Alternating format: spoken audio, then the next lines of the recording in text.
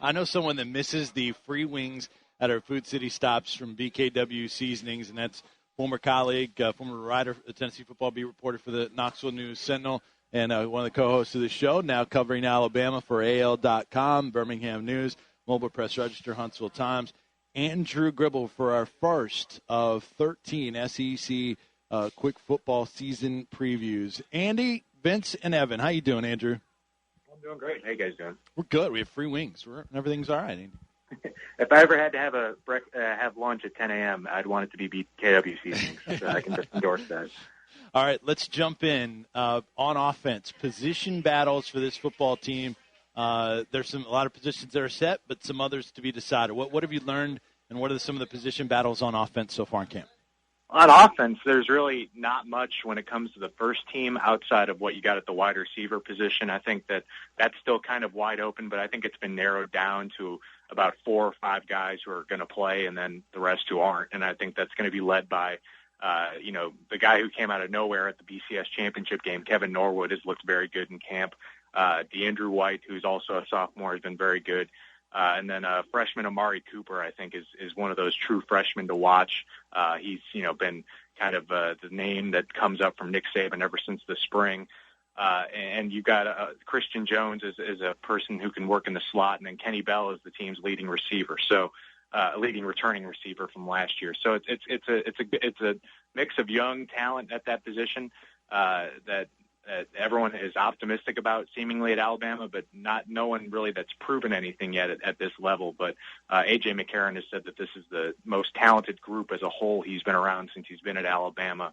And it's a group that also lost 2 freshmen already because Chris Black is out for the season and Eddie Williams has been moved over to safety. So other than that, the first team offensive line is very established and set, and really the position battles on offense are now kind of the second string variety for backup quarterback and then who's maybe going to be the first lineman off the bench. Well, the people that are questioning this Alabama team do it in 2 ways. One is can they repeat, and 2 is how do they replace everyone on defense. Talk about some of those positions they're having to replace and how good those young guys look.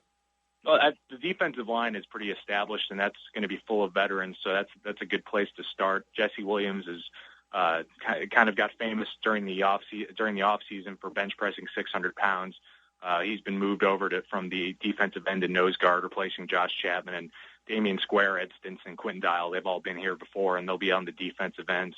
The linebacker position has a mix of veterans, and then kind of these kind of the overall theme of the Alabama defense is guys that have contributed but never really had a major role.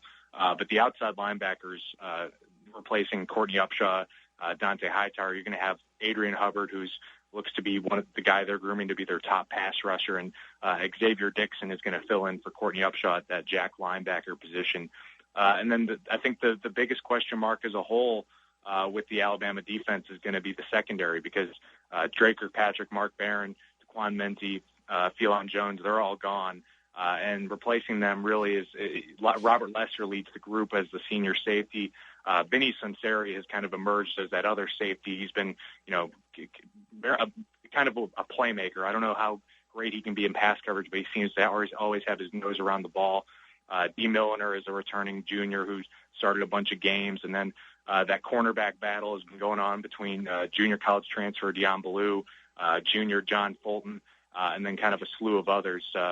Travell Dixon was kind of a highly touted junior college transfer, but he decided to leave. So that's kind of thinned the numbers in the secondary. But, for Alabama, if this is the top problem, it's kind of a good problem to have, because there's lots of bigger problems around the SEC right now for other teams.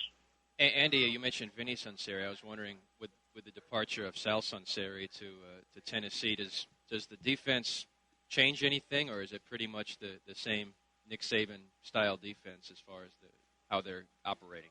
Yeah, I don't think they're going to change much at all. I think just because everything worked as good as it possibly could last year with, ranking number 1 in almost all the major categories nationally. And, I would think that with what Alabama has right now, and Nick Saban is pretty good at this, he plays to his strengths. And I think right now the linebacking core is probably a lot stronger than the secondary. So maybe you see a little bit less of the nickel and dime packages that put more of his defensive backs on the field. But, other than that, I don't see many significant changes. I think it's just going to be that standard 3-4 defense that, involves that jack linebacker coming up to the line and just a lot of multiple packages that keep teams off balance.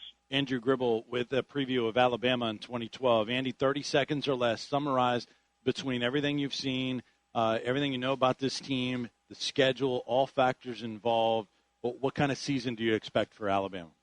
I think that they're going to be in the hunt for the national championship, and that's simply because that I think the schedule is challenging. But if they can get through the Michigan season opener and the Arkansas game in week 3, I have a hard time thinking that either Alabama or LSU is going to have a loss going into that big game, simply because maybe I'm reading the tea leaves too much, but Nick Saban has been downright jolly throughout the preseason by his standards. And, all the talk right now is when it comes to concerns is about the second and third team. So I think he thinks he has a pretty good team, and Alabama is kind of just that machine that's been rolling with the recruiting classes and the championships and all that. Andrew Gribble from AL.com, Birmingham News, Mobile Press Register, Huntsville Times. You can follow all of his work at Andrew_Gribble, covering Alabama in our first season preview. Andy, great to talk to you. Really appreciate it. Have a great weekend. We'll catch up with you again soon. All right. Thanks, guys. Anytime. Thanks. Andrew Gribble joining us. That's our first of 13 previews. We're going to hit on everyone throughout the conference.